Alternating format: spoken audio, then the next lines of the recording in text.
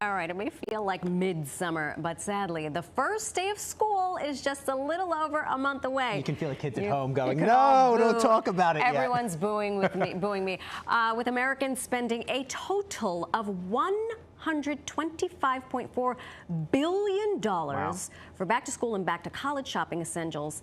Finding out how to save some cash isn't just key, it's necessary. It's needed, period, full stop. You got a plan for it. In today's Money Matters segment, Larry Sprung, a certified financial planner, is here to share some money-saving tips, not only for you, but for your children. Yes, let's teach them young, Larry. Yes. Thank you so much for coming on the show today. Thanks for having me. I mean, I just read those stats. Yeah. I'm still tripping over my words. It's incredulous. So the average back-to-school spending is around $600 per kid? Per kid, yes. And if you're a family with 3 kids? 1,800 plus. That's why we stopped at 2. I couldn't afford the third one. Me too. Okay, how are we going to prepare for this expense? You have to prepare for it like everything else. You have to incorporate it into your budget, right? And you should have an indication. And we would even argue that you should pad that budget a little bit for those extraneous things that you're shopping down the aisle and you may not think you need in that $600, and then suddenly the teacher throws on you and you need in that $600 budget, and you might have to blow it. And those lists, I feel like, keep getting longer and longer as teachers get less and less funding for the things that they can actually buy. Parents are trying to pick up the slack and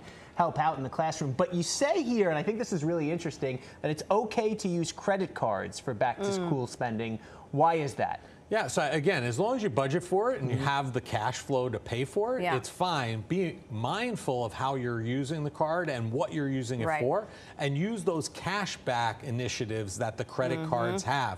You know, some of them give anywhere between 2 to 10% back in certain instances. You may even be able to install one of those browsers into your web browser, those cash saving apps. Use them as tools to hopefully save some money during this expensive time. All right, I have a question here, because some stores are charging these credit card fees when you pay with a credit card rather than cash. Is it worth it still, if you're getting the cash back from the credit card, to pay in credit card, or should you pay in cash in that situation? I mean, if you're getting it towards the higher end, towards that 10%, and you're using it in that web browsing tool, it's hugely beneficial in many cases. Usually that extra fee is by local merchants that you'll see at their store and in their shop, not so much online. So you'll actually get that savings as a credit card purchaser. Good to know. There's a lot swirling around, lots of plus, minus, division, percentage. What is one small tip that we as parents and families can implement now so that we are not hitting September like, you know, an anvil is falling on our head? Yeah, so we have a month, right? So that gives us some opportunity to plan a little bit. Take a look at your expenses and see if you have some subscriptions or some items that are on like a regular payment schedule. Maybe they're not bringing you joy anymore, and maybe you don't need them. Maybe you're not using them. Eliminate them, and that will free up cash, so you'll have more money to spend for those back-to-school expenses coming up. I'm doing that type of audits right now, and all I'm going to say is my children have me subscribe to things that I did not know.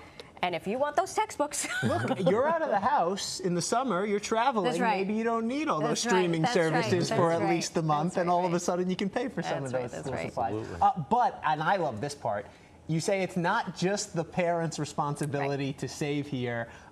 Kids can participate in this budgeting as well. What do you suggest to get them involved? I think this is a great learning experience if you involve your kids. It shouldn't be just, hey, we're going shopping, we're getting your stuff for school. Involve them and have them understand that, hey, we've allocated this amount of money, and maybe instead of looking at a $150 backpack, maybe the $125 one will do, and educate them, because if they're not involved, they're not going to have those money initiatives when they're going to need it, when they're on their own and out of the house. And I think part of that is delineating, I mean, it's age old, our needs versus our wants. Give it to us one more time. Yeah, I think going back to that backpack initiative, right? There's probably a backpack that they used last year that now sometimes, listen, I have a 19 and 22-year-old, and they get beat up and you got to throw them out, right? But at the same time, there have been years where there were ones that could be reused. So maybe have that conversation. Is this that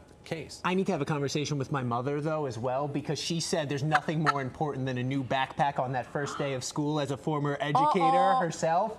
But I just threw away a Jansport backpack that I swear I've had since like 6th grade. It's and it was vintage now. finally time to give it up. Really? It was finally time. But I got a lot of use. I got my money's worth out of it there. So I'll leave it up to the kids whether they want to spend the money on that backpack or not. Well, I don't want to upset Mom. Yeah, right? That's a whole nother peace of mind we cannot put a dollar sign. Exactly. Larry, thank you so much. This is a very important conversation. We probably have you back because we're going to need to remind ourselves again how to get this all done. Follow Larry on Midland Financial on Instagram.